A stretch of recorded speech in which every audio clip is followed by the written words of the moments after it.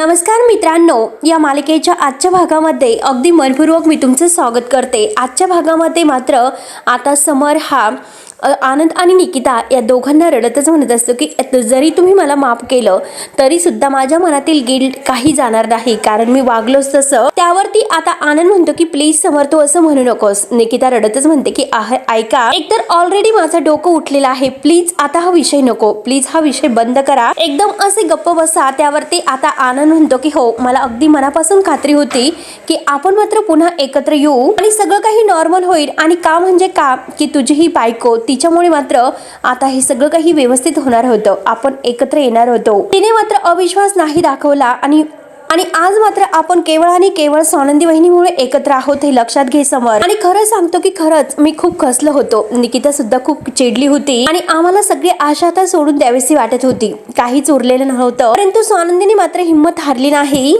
आणि शेवटी तिने सगळं काही नॉर्मल केलं सुद्धा। आणि आज फक्त आणि फक्त तिच्यामुळे आपण एकत्र आहोत। त्यानंतर तो समरला विचारतो की ऑफिसमध्ये मी नसल्यामुळे खूप नुकसान झालं असेल, ऑफिसमध्ये कसं आहे आता सध्या। त्यावरती रडतच समर म्हणतो की अरे ऑफिसमध्ये तर पूर्णपणे गोंधळ झालेला आहे आणि हे बघ समर, ते आनंद, मला बिझनेसचं अजिबात टेन्शन नाही, नुकसान मात्र कधीतरी भरून काढता येईल। आणि या मैत्रीत मात्र जे माझ्याकडून नुकसान झालेलं आहे तर ते नुकसान कसं भरून काढायचं आहे। आणि एक गोष्ट लक्षात ठेव, हे नुकसान आहे तर ते आपण कधीच नाही भरून देणार आणि हे बघ समोर तुम्हाला हवा आहे। त्यावरती आनंद लगेच आता हात पुढे करतो आणि मी कायम तुझ्या बरोबर असेल असं प्रॉमिस करतो। तेव्हा दोघेही एकमेकांच्या हातामध्ये हात देतात। तर निकिता म्हणते की मी जाते घरी आणि तेव्हा समर निकिताला अगदी घट्ट पकडतो आणि तिला सुद्धा मिठीमध्ये घेतो आणि तू तर आमच्या सोबत असलीच पाहिजे असे खुशत म्हणतो। स्वानंदीला मात्र आता खूप आनंद होतो, ती हसते। हे तिघेही एकमेकांना घट्ट असे मिठी मारतात। तर आता निकिता म्हणते की स्वानंदी तू पण ये ना, हे बघ तुला सुद्धा आता आम्ही आमच्या ग्रुपमध्ये घेतलेला आहे, ये ना आता इकडे। आता समर म्हणतो की खरं तर आजपर्यंत आम्ही तिघेच होतो, हे बघा स्वानंदी मॅडम तुम्ही सुद्धा आमच्या ग्रुपमध्ये येऊ शकतात। त्यावरती निकिता म्हणते की येऊ शकतो म्हणजे ती ऑलरेडी आली आहे, ती मैत्रीण आहे। तेव्हा समर म्हणतो की त्या माझ्या शत्रू नाहीत, मी त्यांना मैत्रीणच म्हणतो। आणि ह्या त्रिकोणाचा मात्र आता चौकोन झालेला आहे, हो की नाही स्वानंदी मॅडम। त्यावरती आता स्वानंदी खुश होत हसते आणि म्हणते की मला आवडेलच ह्या त्रिकोणाचा चौकोन बनवायला। त्यांच्या ग्रुपचं नाव मात्र त्यांनी अनिश्वास ठेवलेलं असतं। तेव्हा आता समर विचारतो की कसं आहे आनंद, निकिता, समर, स्वानंदी। त्यावरती आता निकिता म्हणते की अगं स्वानंदी ये ना इकडे। हे चौघही मात्र आता एकत्र येतात, एकमेकांना घट्ट मिठी मारतात। त्यानंतर आता इकडे सरपतदारांच्या घरामध्ये तांदळाचा डब्बा आहे। तर आता ह्या मंदाने तांदळाच्या डब्यामध्ये काही पैसे लपून ठेवलेले असतात आणि ते पैसे ती बाहेर काढते आणि तेवढ्यात तेथे सुष्मिता येते। पैसे मोजतच असते, सुष्मिता लगेच आता खुश होते आणि म्हणते की मम्मा पैसे, अगं मला दे ना काही पैसे मग। त्यावरती मात्र आता मंदा म्हणते की गप, अगं तुला कशाला पैसे हवे आहेत।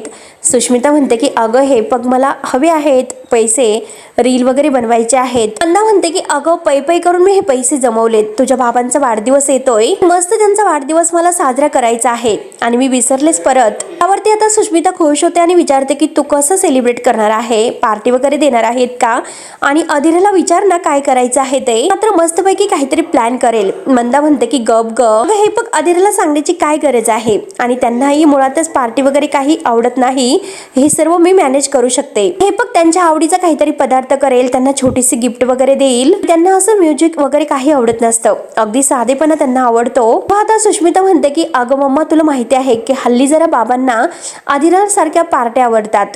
मंदा लगेच म्हणते की त्या अधीराचं काय, तिला मात्र अगदी पैसे खर्च करायचे असते आणि आपल्या बाबांना साधेपणा आवडतो आणि साधेपणा केलेला जो काही आहे त्यांना तोच अगदी आवडत आहे, म्हणून जे काही मी करणार आहे तर ते सगळं साधे पद्धतीने मात्र मी करणार आहे। तर आणि त्यांच्यासाठी इतकं सर्व काही केलेलं त्यांना नक्की आवडणार, बघ तू बघतच राहा आणि बघ माझ्या नवऱ्याचा वाढदिवस आहे, मी सेलिब्रेट करणार आहे। तर त्यानंतर मात्र आता इकडे राजवाड्यांच्या घरामध्ये मलिका, अर्पिता आणि अंशुमन यांना आता खूप टेन्शन मध्ये ते अगदी विचार विनिमय करत आहे पुढचं नक्की काय करायचं, कारण आता हा समर अगदी डोकं त्याचं फिरलेलं आहे का।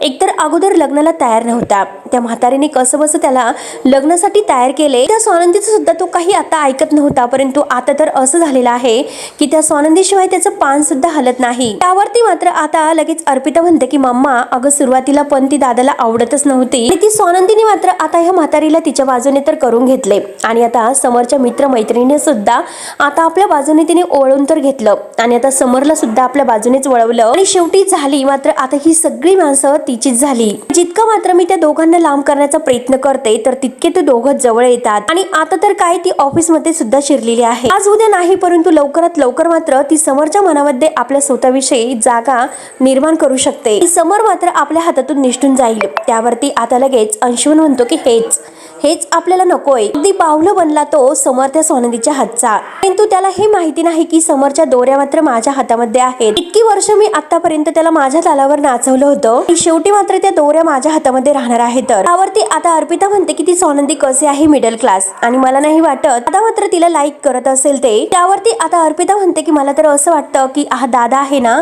आजीची काळजीची नर्स म्हणून बघत असेल, म्हणजे आजीला बरं वाटण्यासाठी तो तिच्याशी चांगलं वागत असेल, म्हणजे हे बघ आजी जर गेली तर अगदी तो तिला बरोबर झोकून देईल। त्यावरती आता मलिका म्हणते की आप्पी अगं तुझ्यापेक्षा जास्त उन्हाळे पावसाळे मी बघितलेले आहेत, मध्ये मात्र अशक्य असं काही नाही, कधीही काही होऊ शकतं आणि समर सोनंदीच्या प्रेमात पडलं असं सुद्धा होऊ शकतं, परंतु मला मात्र धोक्याची घंटा वाजते। दिवसेंदिवस आता ही सोनंदी जास्त डोहीजड व्हायला लागलेली आहे। लवकरात लवकर मात्र काहीतरी बंदोबस्त करावा लागेल आणि तिघांचा आता प्लॅन चालू असतो ह्या दोघांना वेगळं करण्यासाठी। त्यानंतर आता इकडे बाबा मात्र स्वतःच्याच पायांची मालिश करत आहेत सरपुतदारांच्या घरामध्ये आणि आता मंदा तेथे येते। मंदा म्हणते की काय हो स्वतःच करतात का मालिश, मी करून दिली असती तुमच्या पायांची मालिश। ती बाबा म्हणतात की तू का, तर मंदा म्हणते की का नाही, या अगोदर मी कधीही तुमच्या पायांना मालिश वगैरे केली नव्हती का, हे बघा मला त्याला तेलाची वाटी वगैरे इकडे द्या बरं मी करते। त्यावरती बाबा मात्र आता हात जोडतात आणि म्हणतात की मला तुझ्याकडून काहीही नकोय आणि माझ्या पायांची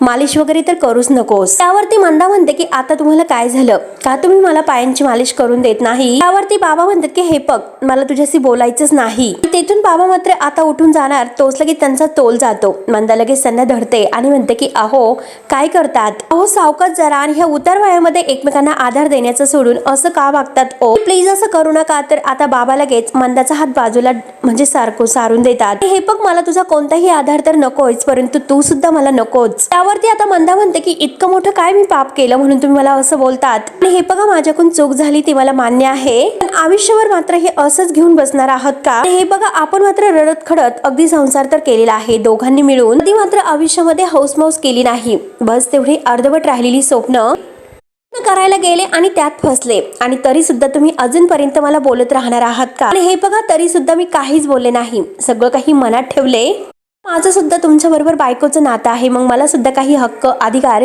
मिळायलाच हवेत। त्यावरती आता बाबा म्हणतात की तोच तर माझा खूप मोठा नाईलाज आहे। नवरा बायकोमध्ये मात्र आता मैत्रीचं साधन नातं नसेल तर तो फक्त एक व्यवहार असतो। त्यावरती आता मंदा म्हणते की हे बघा असं काही नसतं, उगाच काही आपलं बोलत असतात, आणि हे बघा मी तुमची बायको आहे आणि संसार आहे, संसार म्हटल्यानंतर आता कुरबुरी हे चालूच असतात आणि हे बघा भांड्याला भांड मात्र लागतच असतं, आणि हे बघा मी तुमच्या बरोबर इतकं भांडते इतकं बोलते, मला अधिकार आहे तरी सुद्धा मी तुम्हाला काहीच बोलत नाही, अगदी सोडून देते की राहून द्या चालत असते हे असे, यालाच तर नातं म्हणतात। तर बाबा स्पष्टपणे सांगतात की आपल्यामध्ये कोणतंही असं नातं नाही, आणि हे बघ तुझ्या सारख्यांच्या बाबतीत मात्र अगदी वय वाढलं तर अक्कल येते असं नाहीच, मुळात म्हणजे दोन माणसामध्ये मैत्री असेल तर तरच ते एकत्र राहू शकतात आणि तरच ते जमतं। तुला जरी हे सर्व पटत नसेल तर मात्र हे सत्य आहे, लक्षात घे, नवरा बायकोमध्ये मैत्रीचं नातं असणं हे आवश्यक आहे। आता इकडे राजवाड्यांच्या घरामध्ये आता समर आपल्या बेडरूम मध्ये आहे आणि तो चक्क सोनंदी येण्याची वाट पाहत असतो। सोनंदी येते आणि आज मात्र समर इतका खुश दिसत आहे ते बघून सोनंदी म्हणते की अरे बापरे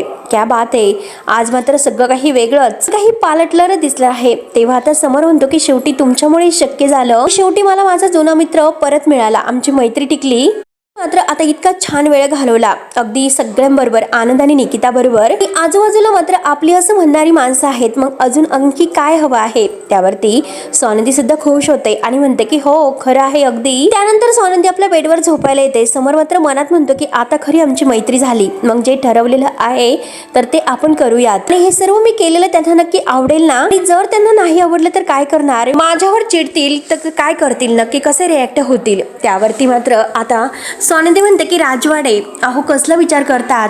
आता सोनंदी ओळखते, सोनंदी म्हणते की मला सुद्धा सवय आहे की स्वतःशी गप्पा करण्याची, म्हणून मला ओळखू आले तर हे बघा, चांगलं असतं की आपण जेव्हा स्वतःशी अगदी शांतपणे बोलतो, असा आपला आवाज ऐकल्यानंतर खूप काही प्रश्नांची उत्तरं मिळतात. समर म्हणतो की पण मला तसं उत्तर अजूनपर्यंत नाही मिळालं. त्यावरती स्वानंदी म्हणते की मी मदत करू का?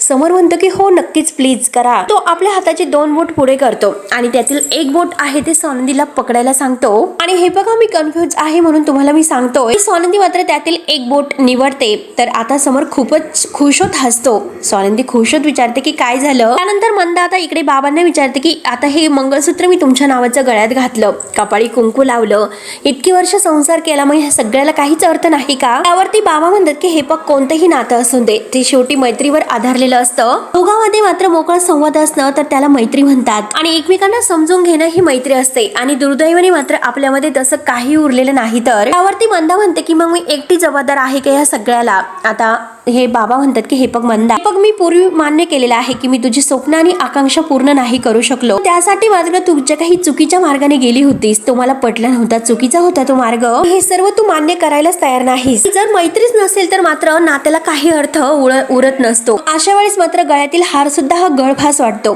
तेव्हा आता हे ऐकून मंदा म्हणते की काय बोलतात, मी गळफास आहे का? रडतच विचारते. बाबा म्हणतात की तुला त्याचा काय अर्थ काढायचा असेल तर तू काढू शकतेस, तू हे जे काही खोटं म्हणजे वागण्याचं तू आवपणा आणते ते वागू नकोस. त्यावरती मंदा आता खूप ओरडायला सुरुवात करते. नवरा बायको हे मित्र असतातच असं सुद्धा म्हणते. मात्र तिला स्पष्टपणे उत्तर देतात की मला नाही वाटत या जन्मात तर नाही, परंतु पुढच्या 7 जन्मात तरी आपल्यामध्ये मैत्रीचं नातं होईल म्हणून. आणि बाबा तेथून आता उठतात आणि बाहेर येतात. मंदा डोक्याला हात लावून रडते. त्यानंतर आता इकडे राजवाड्यांच्या घरात समर स्वानंदीला आता मात्र जो काही फ्रेंडशिप ब्रँड आहे तर तो घेऊन येतो, तिला तो दाखवतो. ते बघून स्वानंदी खूप खुश होते. तेव्हा स्वानंदी विचारते की अहो पण आज फ्रेंडशिप डे नाही. त्यावरती समर म्हणतो की पण आपल्या नात्याचा आजचा तो दिवसच आहे. आणि हे बघा, जरा मी कन्फ्युज आहे कारण हा फ्रेंडशिप ब्रँड आहे, मी जर तुम्हाला दिला तर तुम्ही माझ्यावर चिडताल आणि मी खूप बालिश आहे असं तुम्हाला वाटेल, म्हणून मात्र मी तुम्हाला 2 पैकी 1 बोट निवडायला सांगितले होते आणि त्यातील तुम्ही तेच नेमकं बोट निवडलं. आणि आता मात्र हा फ्रेंडशिप ब्रँड आहे तो बांधायला हवाच, कारण तुमचं जे काही मत आहे ते मला मिळाले. तेव्हा आता समर पुन्हा म्हणतो की आज आपण खरे मित्र मैत्रिणी झालोत, कारण जी व्यक्ती माझ्या अगदी म्हणजे मला किंमत देते, माझ्या बोलण्याचा मान ठेवते, तर ती खरंच माझी मैत्रीण असू शकते. आणि हे बघा, तुम्ही मात्र काय माझ्याशी आदराने आणि मैत्रिणी वागत आला ते हे कारण आहे. आणि जर आज तुम्ही नसतात तर माझ्या अत्यंत जवळचे मित्र आज मी गमावले असते आणि आज तुमच्यामुळे ते गमावले नाहीत. इथून पुढे मात्र मी कायम सुखदुःखात तुमच्या बरोबर असेल. तेव्हा हे ऐकून स्वानंदी खुश होते. त्यामुळे आता हा फ्रेंडशिप ब्रँड आहे तुमच्या हातात मला बांधून द्या. तर स्वानंदी लगेच खुश होत आपला हात पुढे करते. तेव्हा मात्र आता अगदी तो फ्रेंडशिप ब्रँड बांधल्यानंतर आता एकमेकांच्या हातामध्ये ते हात देतात, एकमेकांकडे बघून खूप हसतात. आणि त्याच वेळेस समर मात्र आता घट्ट मिठी मारण्यासाठी आता तो आपले हात पुढे करतो आणि आनंदाने येतो.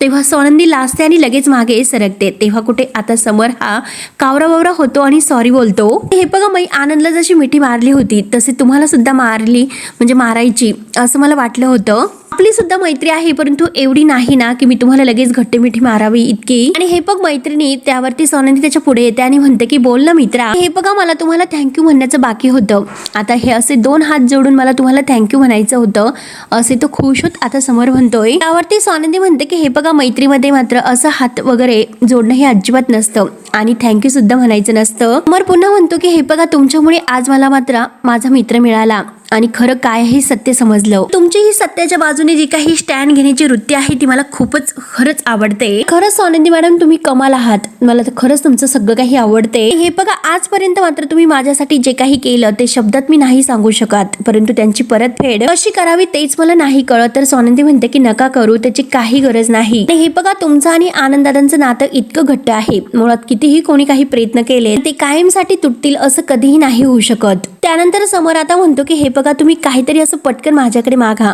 मला खरंच लवकर नाही सुचत. तेव्हा आता स्वानंदी मात्र तो फ्रेंडशिप ब्रँड दाखवते आणि हे पुरेसं आहे. जेव्हा मला मागण्याची वेळ येईल तेव्हा मी नक्की मागेल असं खुशोत म्हणते. तेव्हा मात्र तुम्ही मागे हटायचं नाही. आता समोर म्हणतो की मी शब्द दिलेला आहे, मी कधीही मागे हटत नसतो. एक मित्र म्हणून मी तुम्हाला हवी ती गोष्ट नाही देऊ शकलो तर मात्र मी मित्र म्हणून नापास सुद्धा होऊ शकतो. आनंदी म्हणते की झोपा आता शांतपणे. समर म्हणतो की आज कितीतरी दिवसांनी मला शांतपणे झोप लागणार आहे. खुश स्वानंदी गुड नाईट करते तर समर म्हणतो की स्लीप टाइम. तेव्हा आता स्वानंदी सुद्धा खूप हसते आणि दोघे आता खुश होतात. तर हा भाग येथे संपतो. पुढील भागामध्ये नक्की काय होणार आहे हे बघायला विसरू नका. तोपर्यंत धन्यवाद.